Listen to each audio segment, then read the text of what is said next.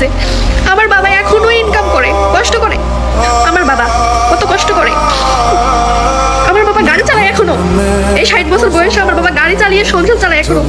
কেন জানেন? কারণ আমার বাবার কোনো ছেলে নাই, আমার বাবার বড় কোনো ছেলে নাই যে কষ্টে মানুষ করার পরেও তাকে ইনকাম করে খাওয়াবে।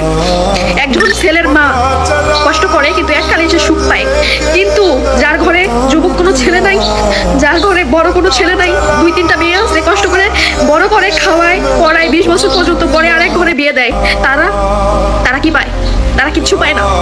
হ্যাঁ, তাদেরকে সারা জীবন যতদিন বাঁচবে ততদিন কষ্ট করে ইনকাম করে খেয়ে যেতে হবে। শুধুমাত্র ছেলের মারাই ছেলেদেরকে কষ্ট করে বড় করে, 24 ঘন্টায় কয় ছেলেকে কষ্ট করে বড় করছে, ছেলেকে কষ্ট করে বড় করছে, বিদেশ পাঠাইছে। কেন পাঠাইছে? কেন কষ্ট করে বড় করছে? আশা ছিল ছেলে একদিন ইনকাম করে খাওয়াবে।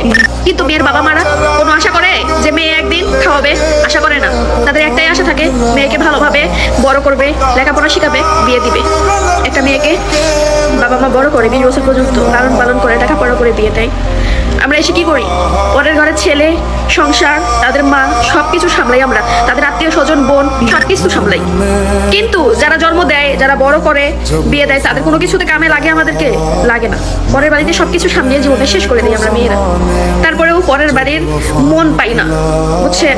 পরের ছেলেদেরও মন পাই না। তারপরেও তাদের মনে থাকে তাদের মারাই তাদেরকে কষ্ট করে লালন পালন করে বড় করছে। বাড়িতে যখন ফোন দেই, আব্বু কই? অমুক জায়গায়। বাড়িতে গেলে তো মার সাথে কথা বলিস। ফোনটা কাটার পরে মনের মধ্যে একটা আক্ষেপ লাগে, কিছু না ছেলে মানুষ হয়ে জন্ম নিলাম না। 3 বোনকে বিয়ে দিছে, বড় করছে, 60 বছর বয়সে এখনো ইনকাম করে নিজের পেট চালায়।